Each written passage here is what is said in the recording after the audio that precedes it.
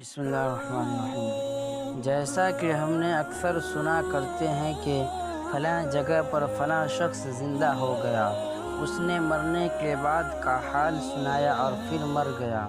اسی قسم کا عذاب قبر سے متعلق ایک واقعہ گلگت میں پیش آیا، جس کے بارے میں بتاتے ہیں کہ ایک شخص قبرستان کے پاس سے گزر رہا تھا کہ اس نے کسی قبر سے یہ آواز سنی کہ مجھے نکالو، میں زندہ ہوں۔ جب ایک دو مرتبہ اس نے آواز سنی تو اس نے یہ سمجھا کہ یہ میرا وہم ہے، لیکن جب مسلسل اس نے یہ آواز سنی تو اس کو یقین ہونے لگا۔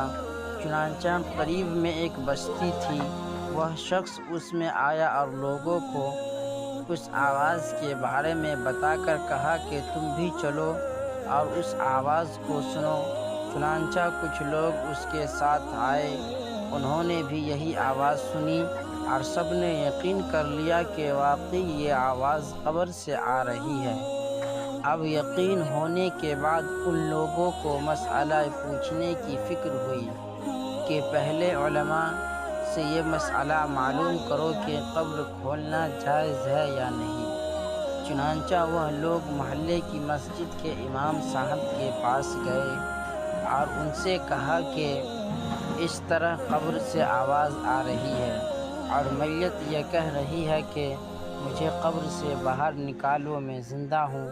اس پر امام صاحب نے فرمایا اگر تمہیں اس کے زندہ ہونے کا یقین ہو گیا ہے تو قبر کو کھول لو اور اس کو باہر نکالو۔ چنانچہ یہ لوگ ہمت کر کے قبرستان گئے اور جا کر قبرستان کھولی۔ اب جو ہی تختہ ہٹایا تو دیکھا اندر ایک عورت برہنہ حالت میں بیٹھی ہوئی ہے اور اس کا کفن گل چکا ہے۔ پھر لوگوں نے کہ وہ عورت کہہ رہی ہے جلدی سے میرے گھر سے میرے کپڑے لاؤ، میں کپڑے پہن کر باہر نکلوں گی۔ چنانچہ یہ لوگ فوراً دوڑ کر اس کے گھر گئے اور جا کر اس کے گھر والوں کو یہ واقعہ بتایا۔ اس کے کپڑے چادر وغیرہ لے کر آئے اور لا کر کے اندر پھینک دیے۔ اس عورت نے ان کپڑوں کو پہنا اور چادر اپنے اوپر ڈالی، پھر تیزی سے بجلی کی طرح اپنے قبر سے نکلی اور دوڑتی ہوئی اپنے گھر کی طرف بھاگ گئی۔ گھر جا کر اس عورت نے ایک کمرے میں چھپ کر اندر سے کنڈی لگا لی۔ اب جو لوگ قبرستان آئے تھے دوڑ کر اس کے گھر پہنچے، ان کو وہاں جا کر معلوم ہوا کہ اس نے اپنے کمرے کے اندر سے کنڈی لگا رکھی ہے۔ ان لوگوں نے دستک دی کہ کنڈی کھولو اندر سے۔ اس عورت نے جواب دیا میں کنڈی تو کھول دوں گی، لیکن کمرے کے اندر وہ شخص داخل ہو جس کے اندر مجھے دیکھنے کی تاب ہو، اس لیے کہ اس وقت میری حالت ایسی ہے کہ ہر آدمی مجھے دیکھ کر برداشت نہیں کر سکے گا، لہٰذا کوئی دل گردے والا شخص اندر آئے اور آ کر میری حالت دیکھیے۔ اب سب لوگ اندر جانے سے ڈر رہے تھے، مگر دو چار آدمی جو مضبوط دل والے تھے انہوں نے کہا کہ تم کنڈی کھولو، ہم اندر آئیں گے۔ اس نے کنڈی کھول دی اور کچھ لوگ اندر چلے گئے۔ لوگوں نے اندر جا کر دیکھا وہ عورت اپنے آپ کو چادر میں چھپائے بیٹھی ہوئی تھی۔ جب یہ لوگ اندر پہنچے تو اس عورت نے سب سے پہلے اپنا سر کھولا۔ ان لوگوں نے دیکھا کہ اس کے سر پر ایک بھی بال نہیں، وہ بالکل خالی کھوپڑی ہے، نہ اس پر بال ہے نہ کھال ہے، صرف خالی ہڈی ہے۔ لوگوں نے اس سے پوچھا تیرے بال کہاں گئے؟ اس عورت نے جواب دیا کہ جب میں زندہ تھی تو ننگے سر گھر سے باہر نکلا کرتی تھی، پھر مرنے کے بعد جب میں قبر میں لائی گئی تو فرشتوں نے میرا ایک ایک بال نوچا اور اس نوچنے کے نتیجے میں بال کے ساتھ کھال بھی نکل گئی۔ اب میرے سر پر نہ بال ہے نہ کھال ہے۔ اس کے بعد اس عورت نے اپنا منہ سے کپڑا ہٹایا۔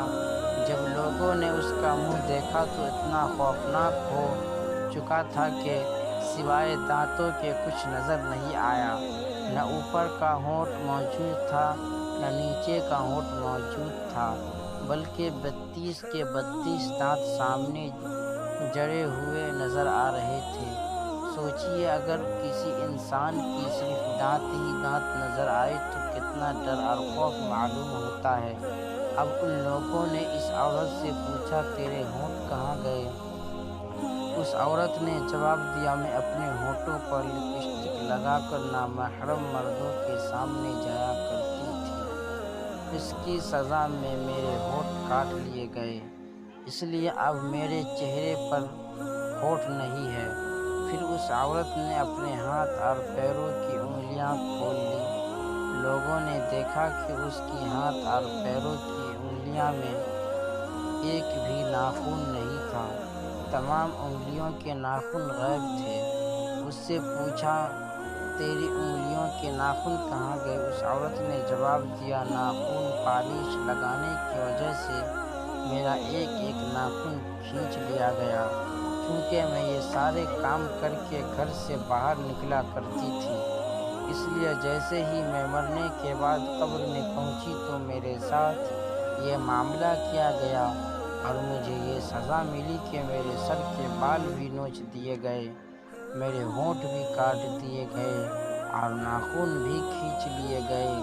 اتنی باتیں کرنے کے بعد وہ بے ہوش ہو گئی اور مردہ بے جان ہو گئی، جیسے لاش ہوتے ہیں۔ چنانچہ ان لوگوں نے دوبارہ اس کو قبرستان میں پہنچا دیا۔